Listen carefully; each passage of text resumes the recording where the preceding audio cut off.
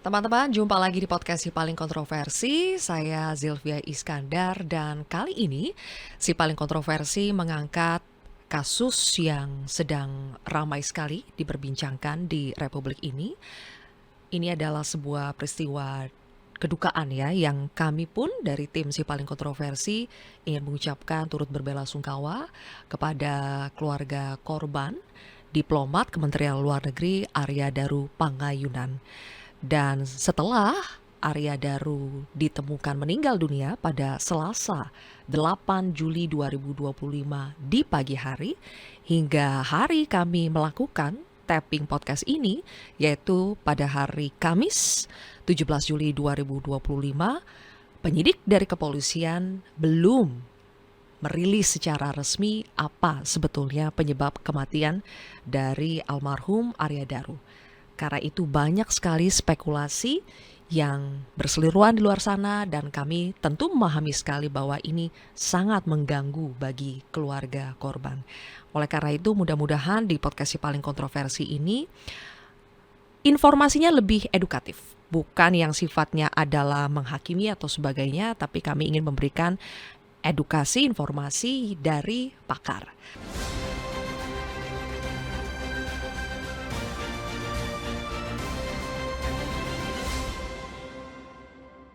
Mas Reza dan juga Pak Susno, sudah 10 hari ya Iya, kita belum menemukan satu titik terang apa sebetulnya penyebab kematian dari Arya Daru. Biasanya dari kasus yang sebetulnya Pak Susno, ketika semua alat buktinya sebetulnya dibilang mudah, sudah terkumpul, TKP-nya jelas, korbannya jelas, semua alat bukti, bahkan beberapa rekaman CCTV-nya sudah kita lihat, itu ada semua lengkap. Kalau membutuhkan waktu sampai berhari-hari seperti ini, biasanya apa kendalanya Pak Susno? baik. Untuk kasus seperti ini, Polri menangani sudah bukan pertama ya. Sering, bahkan pada level Polres pun sering. Jadi ini mengapa saya katakan ini tidak terlalu sulit? Karena jenazah jelas, namanya jelas, orangnya betul itu, kemudian alat-alat yang calon alat bukti pun jelas, CCTV, jadi alat bukti forensiknya jelas ya. Ada CCTV, ada HP, ada apa namanya sidik jari, kemudian ada lakban, di lakban itu ada sidik jari. Nah, tinggal mencocokkan ini dengan hasil forensik, yaitu berupa visum luar dan visum dalam. Saya yakin bahwa Polri sudah ngantongi minimal 75% gitu penyebabnya.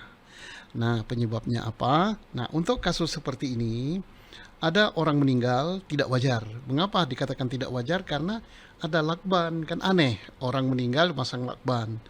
Maka setiap orang meninggal itu dua kemungkinan. Satu, meninggalnya wajar, dua, tidak wajar. Meninggal wajar itu kalau misalnya usianya sudah tua renta atau orang itu ngidap penyakit diketahui oleh banyak orang, oh ini meninggal karena sebab wajar, penyakit dan ketuaan. Yang kedua, tidak wajar. Tidak wajar ini kita bagi tiga. Satu, dibunuh. Ada orang lain yang membunuh.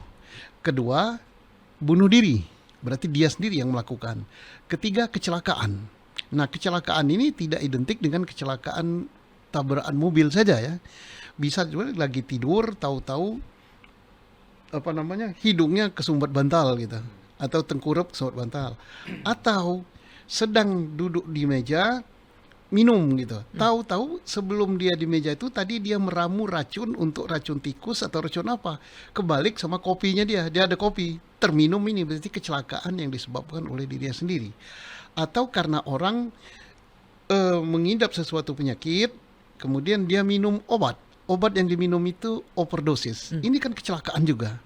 Atau untuk mendapatkan sesuatu, dia melakukan sesuatu, ini bisa juga kecelakaan. Misalnya untuk mendapatkan sesuatu apa? Saya ingin tes darah gitu kan. Tes darah di sini, tes darah, nggak taunya saya pada saat itu gula darah saya lagi tinggi sehingga pembekuan terlambat, maka saya kehabisan darah. Ini kecelakaan juga.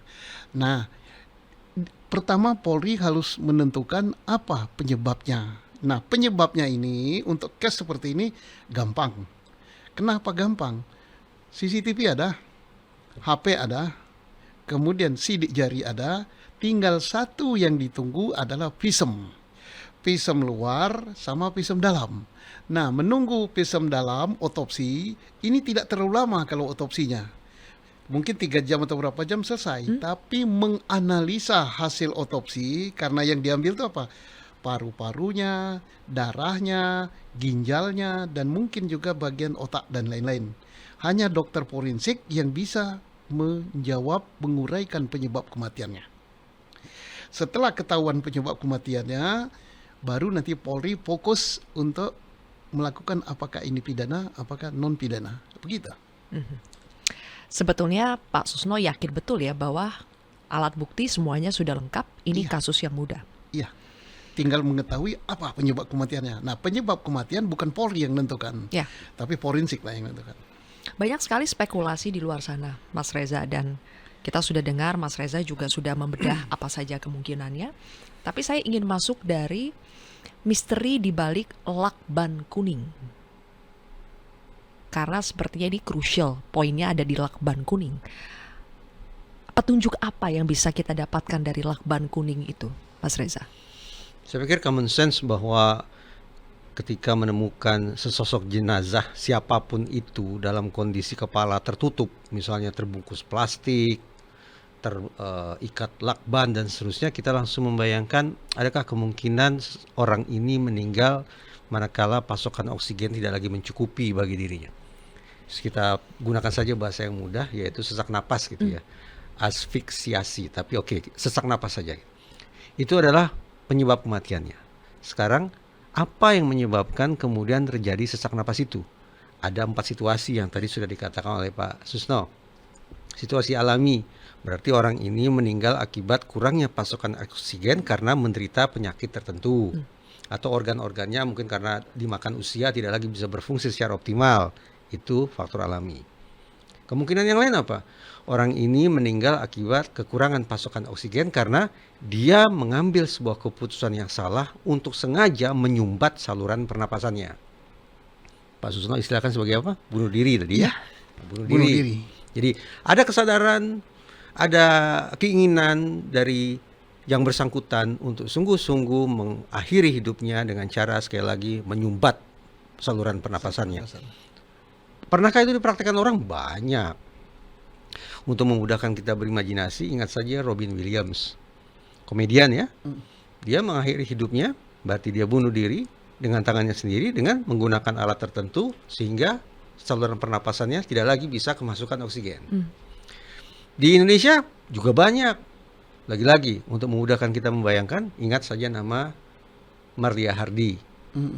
Sudah lahir belum Mbak Zilvia? Belum, Mas. Belum. Marlia Hardy itu saya ingat betul, sosok ibu yang sangat menginspirasi, berbagi nilai keteladanan. Tapi sayang beribu sayang, ternyata akhir hidupnya sangat mengenaskan. Dia memutuskan untuk mengakhiri hidupnya sendiri.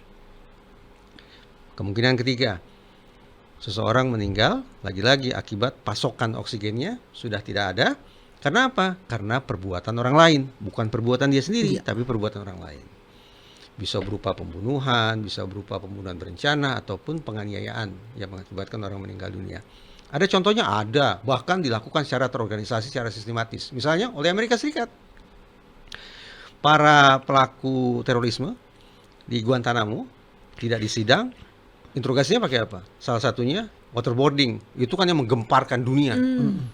Waterboarding itu seperti apa sih teknisnya? Boleh diceritakan? Kepala Mbak Lulu? kita dicelupkan gitu ya, Mas? Tidak harus dicelupkan, tapi ditelentangkan, Aha, mata ditutup, aha. lalu secara perlahan, namun kemudian volumenya ditambah, diguyur dengan air, mulai dari daerah sekitar hidung sampai dada.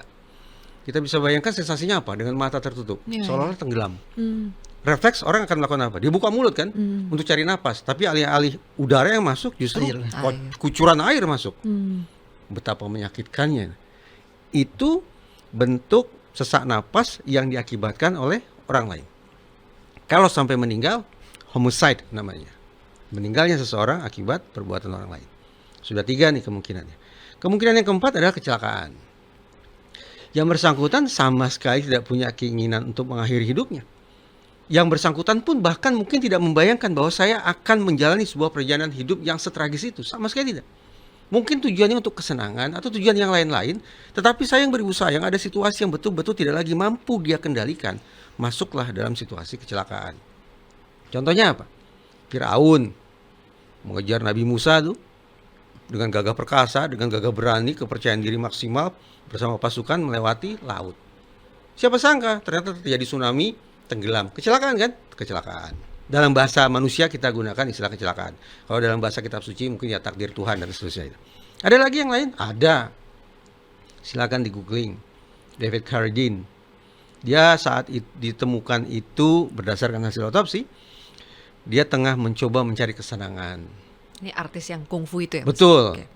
Aktor kungfu itu. Tapi saya tidak pernah lihat dia melakukan kungfu di film itu. Jadi dia sekedar memberikan ujangan-ujangan saja. Dia disebut-sebut sedang melakukan aktivitas untuk mendapatkan kesenangan seksual. Namun memang dengan cara yang tidak lazim, bahkan dengan cara yang sesungguhnya amat sangat berbahaya. Dan ternyata betul.